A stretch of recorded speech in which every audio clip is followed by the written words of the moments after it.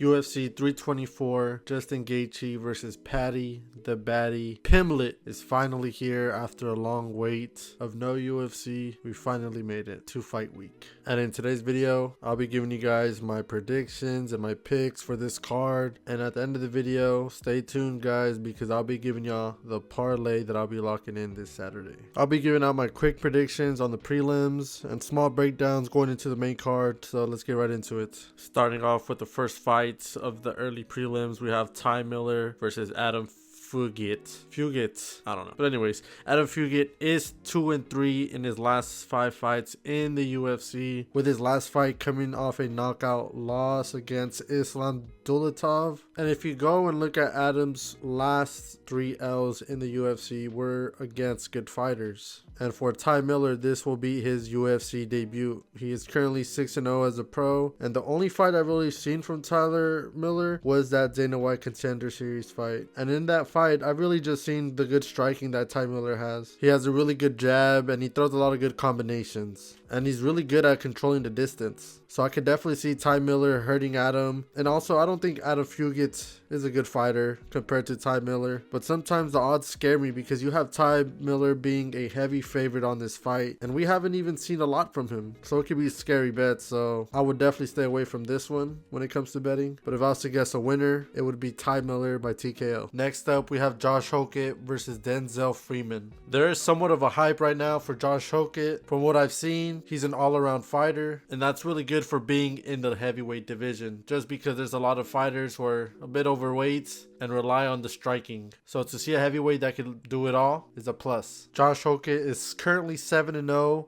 with 4 wins by knockout and 3 wins by submission. And with Denzel, he's just a striker with 4 wins by knockout. I haven't really seen too much, I'm not gonna lie, but I can tell you that this fight is definitely not going to the judges. But give me Josh Hokett to win by another finish, and to also introduce himself to the fans and Paramount, because he be yapping. But next up, we have Michael Johnson versus Alexander Hernandez. They are both coming off impressive wins, with Michael being a huge underdog against Zell Huber and winning by decision, while Alex Hernandez brutally knocks out Diego Ferreira on UFC Noche. Both of these guys are on big winning streaks right now, with Michael Johnson on a 3-fight winning streak and Alex Hernandez on a 5-fight winning streak. And his last 2 fights, he won by knockout. So I could definitely see this fight being a striking match. And just for that, give me Alex Hernandez to knock out Michael Johnson. 3 knockouts in a row for Alex Hernandez. And now for the main event for the early prelims, we have Alex Perez versus Charles Johnson. Charles Johnson is coming off an impressive knockout win against Leonard Kavanaugh, while Alex Perez is currently on a 2-fight losing streak. And I believe if he doesn't win this fight,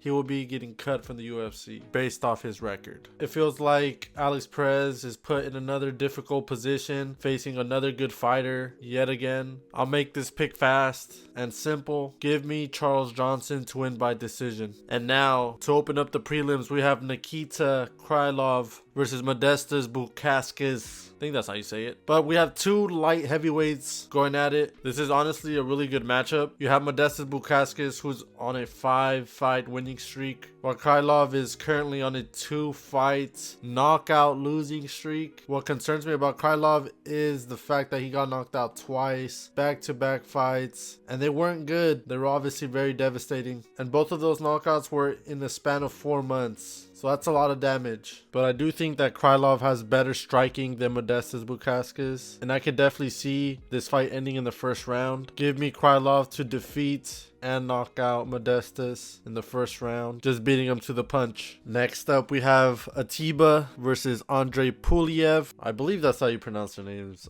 My bad if I get it wrong, but I don't really gotta say much about this fight. I think if we just look at the odds and look how crazy they are basically saying Atiba is gonna kill him in the first round, and it has to be the first round because there's no way the odds are this high for this fight. And look, I've seen Andre fight before, and he's honestly not the worst fighter, not the worst worst matchup for Atiba, but I can tell you that this fight will end in the first round from either fighter. Again, if you look at these odds, they're insane. Definitely not worth betting on Atiba just because you never know. Andre has 5 first round finishes, and we all know what Atiba can do. I don't really gotta say much about him. So like I said, if I was going to place a bet on this fight, it would have to be a first round knockout or first round finish from either of the fighters. But if I was to pick a fighter, I would go with Atiba. And now, headlining the prelims is a banger. I can't even lie. We have Umar Nurmagomedov versus Davidson Figueiredo. I'm gonna make this pick very simple. Not too much to be said. I will have to go with Umar just because Davidson Figueiredo is on the biggest decline of his career. I think that he deserves to be in flyweight, but he struggles a lot to make weight. So then he's kind of forced to just fight in bantamweight. I do believe the odds are crazy, but I could definitely understand why Umar is such a heavy favorite. And look, Umar manages to get clipped in every fight he's in, but you cannot be getting hit by Davidson Figueiredo, especially a flush punch, because he has knockout power. So as long as Umar is able to play it smart, take this fight to the floor, tire out Davidson Figueiredo, and possibly get a submission win, then he'll win.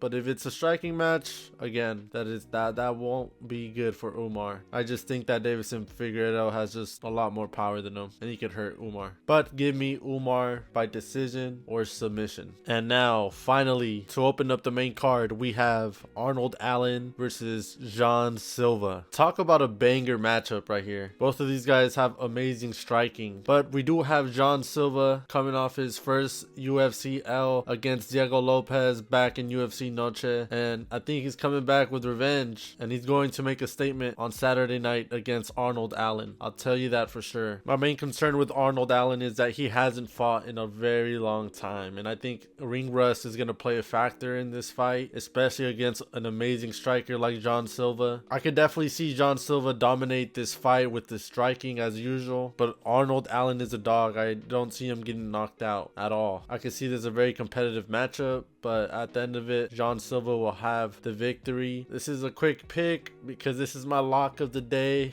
I ain't gonna lie, I like Jean Silva and the odds that they're offering, but this is where it's gonna change a little bit because a lot of people would say that Jean Silva will win by a knockout. As much as I want to believe that, I could definitely see Jean Silva just fighting a master class, having one of his best performances against Arnold Allen, but he will be winning by decision. I don't think Jean Silva will take him out. I think Arnold Allen is durable. So give me Jean Silva to win by decision. And now for the next fight, we have Natalia Silva versus Rose Namajunas. I do believe Natalia Silva is one of the best female strikers in both divisions, bantamweight and flyweight. Even strawweight. If we go back and look at her fight against Alexa Grasso, Alexa had no answers for that striking from Natalia Silva. But I do say this, I think if Rose Namajunas is able to take her down, able to create some opportunities and some damage on Natalia Silva, I think Rose is able to win a fight like this. But if she chooses to strike with Natalia the whole time, then she'll stand no chance. I just think Rose is just slower, not as strong as Natalia Silva. But if Rose manages to take her down, like I said, then she will have a lot of success in the fight. But truly, I don't think she will. I think Natalia Silva will be stopping all the takedowns and make this a full striking match, and having Natalia Silva winning by decision. And next up, we have Derek Lewis versus Waldo Acosta. Look, there's been a lot of fights in this card that have crazy underdogs, but I'm gonna let it be known right now that my underdog pick of the day is Derek Lewis. I think he will be getting the job done by knockout first round. I don't know if that even sounds crazy because the odds have him at plus 260 or something, and I think that's crazy. The fact that they have the guy that's leading with the most knockouts in the UFC as a big underdog on a Paramount card. But I'll tell you this, if Waldo manages to get Derek Lewis to the floor, then I ain't gonna lie, this fight will be over. If Waldo plays it smart and tries to just take him down, he will definitely win because he will tire out Derek Lewis. That's just a fact. But Derek Lewis has been in many situations like this where he's a big underdog, but he manages to win these these fights. And this is one of those fights that I can see Derek Lewis definitely knocking out Waldo Acosta and cashing as an underdog yet again. This pick might sound crazy to some of you guys, but give me Derek Lewis. And now for the co-main event of the day, we have Sean O'Malley versus Song Yadong. We have Sean O'Malley that hasn't won a fight since March 9th of 2024, which has been a long time for O'Malley. His last 2 losses were against Merab, but that's totally valid. The guy was unstoppable last year. But it's good to see Sean O'Malley back, and I think he is due for a win. I think Song Yadong is just a smaller fighter. I could definitely see Sean O'Malley fight at a distance and just try to snipe Song Yadong. But if Song Yadong plays it smart, he's going to try to close the distance and get in close with Sean O'Malley to either exchange or go for takedowns, because we've seen what Merab did to Sean O'Malley when he got taken down. But like I said, Sean O'Malley is due for a win, and with a big win by a knockout, could possibly get him a fight against Petr Yan and possibly have it at the White House. So there's a lot at stake for Sean O'Malley in this fight. So for that reason, I have Sean O'Malley to win by a KO or decision. And now for the last fight, the main event of the evening, Justin Gaethje versus Paddy Pimblett for the interim lightweight belt is on the line. And I believe we have an interesting matchup for this main event, because we have Justin Gaethje with the experience, the knockout power, and the striking skills, versus Paddy Pimblett, who has amazing kicks and crazy submission threat. I believe the odds shouldn't be the way they are, just because to me this fight is 50-50, because we never know what to expect with a Paddy Pimblett fight. Because if we look back at Paddy's fights, he always manages to keep that chin up in the air, and he would get hit every single time. For example, the fight against Jared Gordon. And what's crazy is that a lot of the fans believe that Paddy Pimblett lost that fight, and I did as well. And also, Paddy Pimblett's cardio is very questionable, because the fight against Tony Ferguson, he gassed out early into the fight and he couldn't finish Tony Ferguson. A Tony Ferguson that was on a crazy losing streak. And in my opinion, Paddy didn't really look impressive at all in that fight. That's probably the worst version of Paddy that I've seen against a terrible fighter at the time. But I do believe that depending on Paddy's weight cut, it will play a big factor going into this fight against Justin Gaethje. And it has looked that Paddy has been fit for a while. So I do believe that we might get the best version of Paddy Pimblett coming Saturday night. And I think Justin Gaethje will be landing the perfect punch on Paddy Pimblett. And if that punch does not do anything to Paddy, that fight is over in that exact moment. Just because Paddy's confidence will go through the roof, knowing that he could take a Justin Gaethje punch. Because trust me, that chin will be in the air. It's only a matter if Paddy is able to eat that punch. Because if he doesn't, obviously we will